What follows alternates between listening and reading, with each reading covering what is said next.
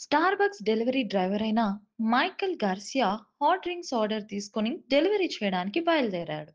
అయితే దారిలో ఆ హాట్ డ్రింక్స్ ఒలికిపోయి తన కాళ్ళకి మొత్తం గాయాలయ్యాయి.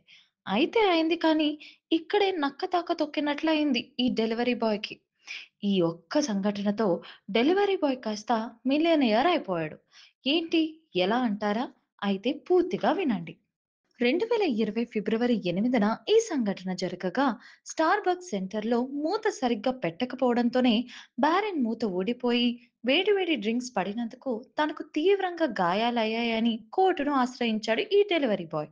స్టార్బక్స్ కంపెనీ నిర్లక్ష్యం కారణంగానే తనకు తీవ్రంగా నష్టం జరిగిందని, తాకిన గాయాల కారణంగా మానసికంగా, శారీరకంగా బాగా నష్టపోయానని కోర్టుకెక్కాడు.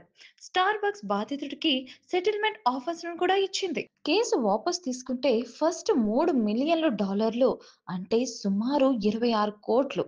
తర్వాత 30,000,000 అంటే సుమారు $261,00,00,000 ఇస్తామని చెప్పింది. దీనికి సరే అన్నాడు కానీ హాట్ డ్రింక్స్‌ను కస్టమర్లకు డెలివరీ చేసే ముందు వాటి సేఫ్టీ 2 సార్లు చెక్ చేయాలని కంపెనీకి కొన్ని షరతులు పెట్టాడు. దీనికి కంపెనీ ఒప్పుకోలేదు. ఇంకా కోర్టులోని తేల్చుకోగా కాలిఫోర్నియాలోని జ్యూరీ మైకెల్ గార్సియాకు నష్టపరిహారంగా స్టార్బక్స్ $50,000,000 అంటే 434,78,00,00,000 నష్టపరిహారం చెల్లించాలని ఆదేశించింది. స్టార్బక్స్ మూత సరిగ్గా పెట్టనందుకే డెలివరీ డ్రైవర్ గాయాల పాలయ్యాడని కోర్టు తీర్పు ఇచ్చింది.